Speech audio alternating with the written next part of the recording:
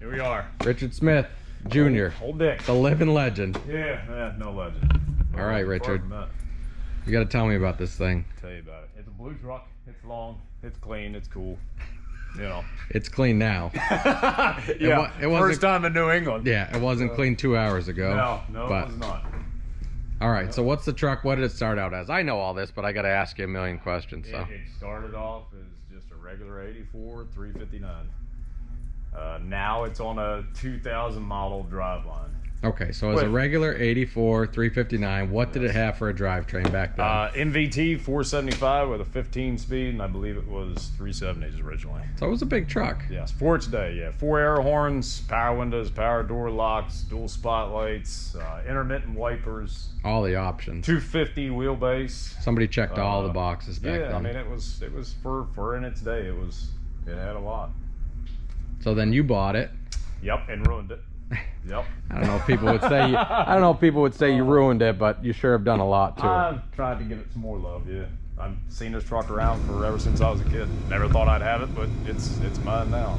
So it came from back home. Yep. Friend of my dad's from back home in Virginia. He bought it and gave it a makeover around 2001. It was neon green and black, and used to run some oversized stuff and concrete around the house. We used to take it to the racetrack. And what do we call that? I called it a raccoon stripe, but what was that stripe called? That's all I've ever heard it as. Yeah. And the gentleman had a couple of them, right? Yeah, he had green. The red one was the first one. That was red and black, and then the second one was this one, which was the neon green. Then there was, I can't remember if I think the purple one was next, and then the blue one came last. I forget which, but he had 4 of them. So you just remember seeing this as a kid? Yeah, I mean this was, it's been around 20-some years that I can remember.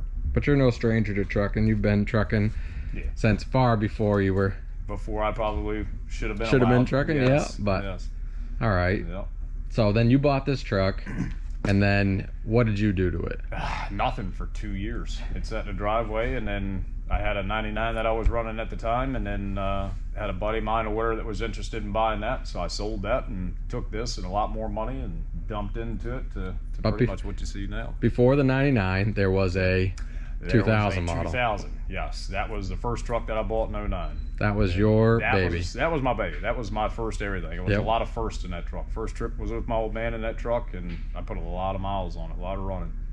And it was a 2WS with an 18 speed and 308s in that truck. Yep. 260 wheelbase, champagne tan, metallic, burgundy frame, burgundy fenders. Beautiful truck.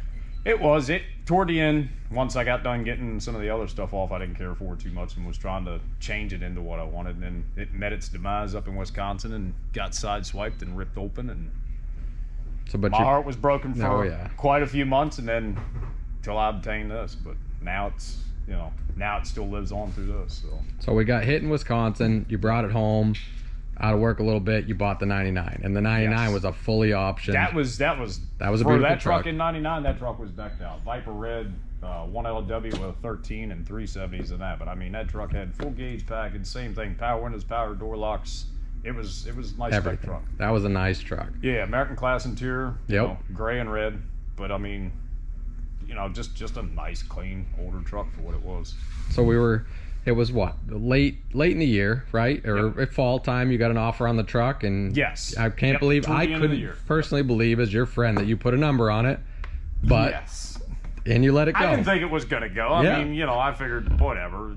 To me, it was, not saying the truck wasn't worth it. I mean, hindsight being 2020 now, it's kind of one of those ones you wish you hadn't gotten rid of. It was a nice truck. If I could have kept both of them, that would have been great. But in real life, you can't always have everything you want. So I got to sacrifice one for the other. That's what we did here. Yeah. So I got the call. You said, I'm selling my truck. And I said, what are you going to do for a truck? And you said, I'm going to build a truck. I'm going to build my dream truck. I'm going to be an idiot and spend every dime I got and try to have something that I've wanted for a long time, ever since I was a kid. So you already owned it. This neon green 84 359. Yep. The NVT was in it, but it was blowed up. It was blowed up. Yep. So it didn't run. So this was at your house. Transmission in it. It was a Fred Flintstone truck, pretty much, or whatever. I mean, it looked cool sitting there, though. You'd polished the wheels and stuff, and I mean, there's. For what it was, I mean, body-wise and metal-wise and everything as far as that truck goes, I mean, you wouldn't have found something cleaner. I mean, it was, a lot of trucks are what are now, a lot of rust, corrosion and stuff in the frame and the chassis. And it didn't necessarily need rails, but I last minute pulled the trigger and decided to buy new frame rails and put into it. And that's kind of where it started. So you started with new frame rails. Quick. Yep. You started with new frame rails. You drilled them out. You did everything, laid everything out the way you wanted it. Not necessarily the way that people told you to do it, but the way you wanted it. So just going off of what I've seen people do and just stuff that I've learned over the years and tried to figure out what I wanted and built off of that. Right. So it started with that new rails, and you used the 2WS, which got all resealed, right? Yes. Resealed. Put the 18 in here. Yep. New accessories and everything on the motor. Sandblasted, primed, painted that and everything. The transmission only had like 80,000 on it. The motor actually had a rebuild from Cat that only had 2 years or whatever on it when I was running when it got wrecked. It sat in the garage for 2 years. Yep. While the warranty run out in the shop. So yeah, it got dumped into this, and it had all new driveline put in it. It had the old suspension onto it, which was an air leaf up until 3 weeks ago, 4 weeks ago. So this truck was built in what year? This truck was built in 2019. Was that it?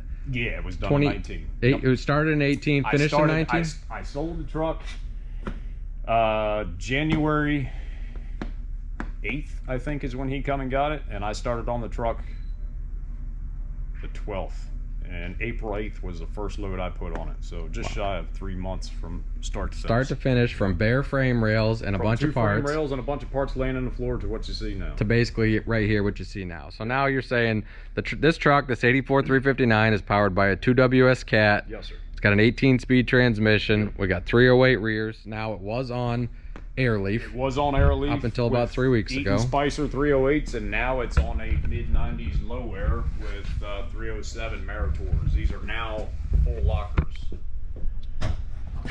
Everything is new. Everything is new. Not reman rears, brand new rears, all new S cams. You know, chambers, slacks, tubes, torque arms, shocks, airbags, valves, plumbing, all new springs, all new bushings. I mean, she got the works. And this was about what? Line. This winter, you went and redid it. Yep. So this just got repainted. I started on it in the end of January, and I just finished it up literally a week ago. And yesterday was your first trip with it up here to the Northeast, and what did it do? It snowed. It snowed. Oh, we'll insert a picture of the way it looked. But it looked good when it got loaded. And then we left, it started raining, and she got trashed. But it's nice having friends in the Northeast or whatever that give you somewhere to wash your junk off. Friends in the Northeast know how to wash the salt off, so we helped him get it cleaned up. I mean, he did it all himself, but we gave him a space to do it. And I just wanted to share some of this. There's a lot of history, and you know, between Richard and his father and this truck and our friendship, there's a lot of history here, and I just feel that some of this stuff needs to be saved. Richard's got a young daughter, I've got young daughters, you know, just passing this stuff down, keeping it out there, because we live and breathe trucks, right? 100% trucks all the time. We do everything, you know, love our families and stuff, but trucks are just our passion, and obviously you can see it in this truck. This truck is beautiful top to bottom, inside and out. His wife did a bunch of the interior work. You know, it is just one of a kind, and I am very proud of what you've done, and you should be very proud. So same here, man. Like I said, a lot of stuff you do here, I mean, it's, you know, it's a lot of work that goes unrecognized or whatever some days. I mean, the amount of blood, sweat, and tears you put into something, and, you know, not saying that people take it for granted or whatever, but I mean, there's a lot that goes into it a lot of people don't see, you know. I mean, it takes a lot to do behind the scenes to keep a company running and stuff, but this is a dream of mine, to build a truck to this caliber, and I haven't had the time to do it, nor some of the talents, you know. So but a lot of the stuff where, I mean, that cab over outside, that Kenworth, whatever you got sitting, it's all, to me, it's all the same caliber of truck. I mean, it's just, you know, it's just cool. You and I have been friends, what now, 12 years, maybe longer? It's been a long time, and we met, and I was running the Midwest, and you were running the Midwest, and I had a Pete, and you had a Pete, and we just kind of became friends. And that was that 2000 model that I used to see you in, and then that tragic event when it got wrecked. And I'm just so glad you hung on to it. And I listened to those stories of you for years, telling me how you were going to build your dream truck. And I was, you know, we both had dreams, and I still ain't got to mine. And I am just so... I'm still waiting on a name to come out of a trailer, be sitting here on the floor. It'll come someday, but I am just so taken back of what you've done. And now, like I said, it's been 5 years basically since you built it the first time. You just had the frame repainted, you changed the rears, done a lot of work on it, and it is just incredible. And it is, you work this truck, you know.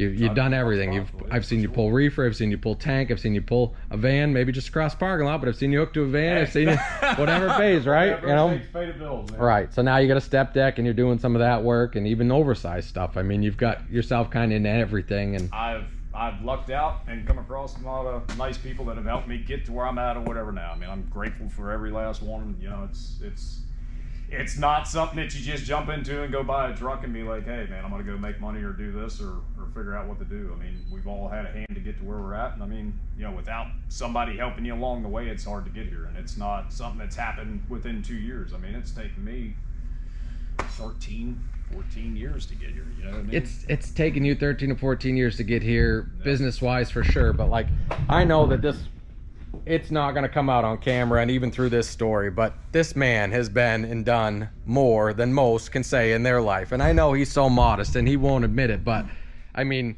running the West Coast when you were in your teens, like, you know, there's a lot that comes behind this. And it's this truck kind of, it just puts it all together. You know what I mean? It puts the story with a face and a picture, and it just brings it all together. This thing is larger than life. And I'm not talking that this is a stock 450, 475 Caterpillar. This thing makes some horsepower. What did it make on the dyno? 957 to the tires. Yeah, what did it make for torque? 2987 on torque. There you go. So this truck is no slouch. This truck is not a garage queen, which I can't even fathom when he pulled in here and how dirty it was, you know. But look, a couple hours later, it's cleaned back up. We're ready to hit the road.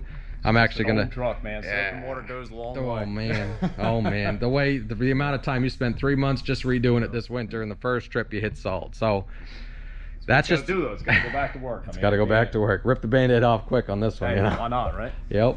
But we got her cleaned up, and I just wanted to give everybody a little glimpse and a little history into Richard in this truck, because this truck has got some history, man. Being a show truck twice now, and I mean a working show truck twice. Yep. But being fully optioned from the factory, it is a cool truck. It's got a lot of history, and it's just cool to see it out there. Yep. You know, the old school mentality doesn't just stop at the truck either. It's a lifestyle, and it's just neat to see people out here still doing this. Modern drive line, the truck goes down the road great. You know, I mean, it is nicer than anything I've ever driven. So it's a beautiful piece of work. Don't you know, sell yourself short though. You got a lot of nice equipment. Yeah, I don't know. Not on this caliber, that's for sure. Someday maybe. We're working on it. We just got to keep the rest of the fleet trucks running. So we'll try to get a little glimpse here of it pulling out of the yard. But like I said, it's just too beautiful not to share. I'm not real good at this video stuff, but I think somebody's got to share some stuff here so that we can appreciate it, you know, because things like this just don't come along every day, and friends like Richard don't come along every day either. So he's been with me through a lot of stuff, and I do appreciate him. So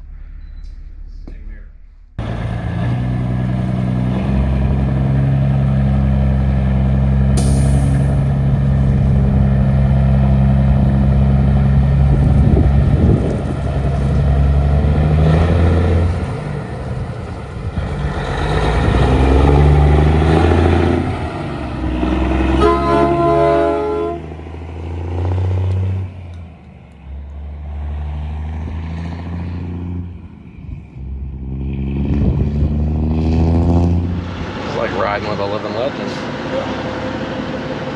Nobody special. Just another dick boot truck.